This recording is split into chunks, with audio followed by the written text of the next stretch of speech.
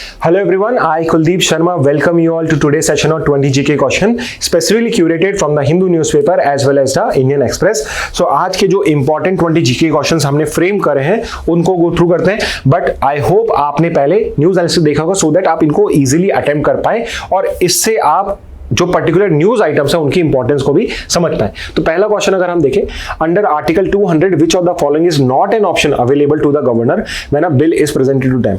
तो हमने पढ़ा था आर्टिकल 200 में चार ऑप्शंस होते हैं, या तो असेंट कर सकता है, या विथहोल्ड कर सकता है, या रिकंसिडरेशन के लिए वापस भेज सकता है, या रिजर्व कर सकता है प्रेसिडेंट के लिए, but there is no such option available to him जिसमें वो स्टेट इलेक्शन कमीशन को कोई बिल रेफर करे। तो बहुत सिंपल सा क्वेश्चन है, फर्स्ट का आंसर हो जाएगा डी।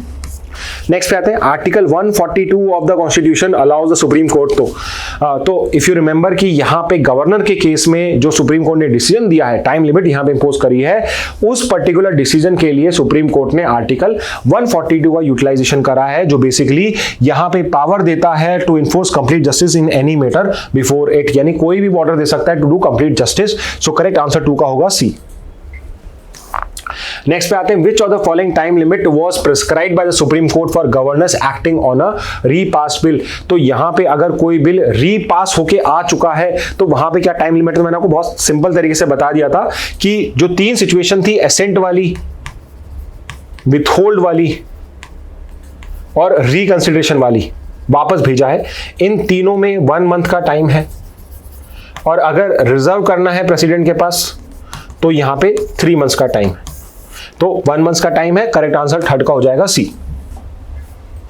नेक्स्ट पे देखते हैं, the governor can not use which of the following as per the supreme court judgment. तो सुप्रीम कोर्ट जजमेंट ने क्लैरिफाई कर दिया है, जो गवर्नर है उसके पास में पॉकेट वीटो की पावर नहीं होती है, बाकी पावर उसके पास में एग्जिस्ट करती है। तो फोर्थ का करेक्ट आंसर हो जाएगा बी, साइलेंट इनएक्शन।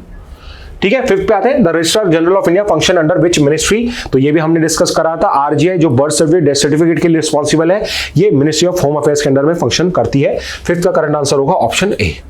नेक्स्ट पे आते हैं, the civil registration system deals with the registration of only birth, only deaths, birth and death या property ownership. So we know कि ये बर्थ और डेथ दोनों से डील करती है, तो 6 का करेक्ट आंसर होगा ऑप्शन सी।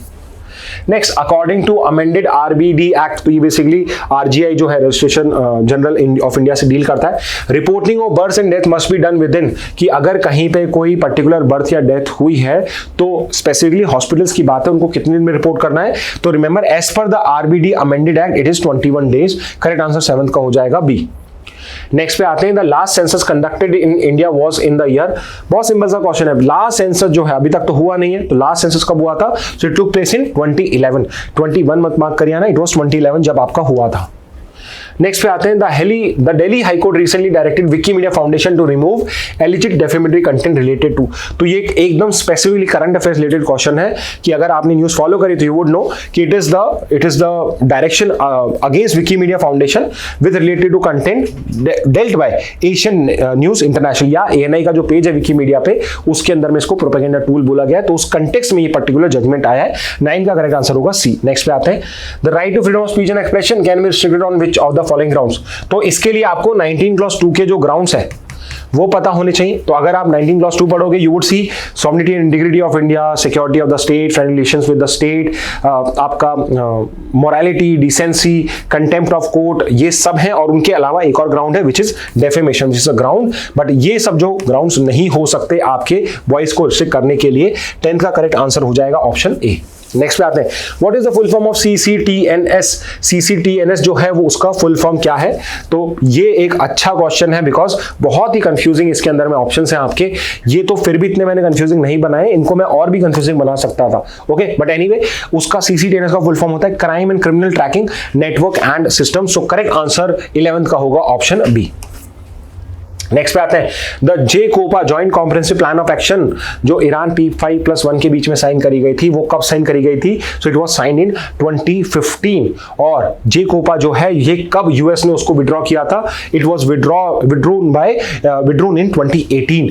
कौन उस टाइम में प्रेसिडेंट था जिसने JCOPA के टाइम में विड्रॉ किया था? सो इट वाज डोनाल्ड ट्रंप, जो अपना फर्स्ट टर्म सर्व कर रहे थे 2018 में। वो बन के ही आए थे, आते ही उन्होंने one of the first decision he took was कि यहाँ पे उन्होंने यूएस को यूनिलैटरली विड्रॉ कराया था। ओके, नेक्स्ट पे आते हैं नेटो जो है वो स्टैब्लिश कब हुआ था? So it's a body which was created to basically it was a security alliance basically to repel USSR, और इसको क्रिएट किया गया था 1949 में। 15 का आंसर हो जाएगा ए।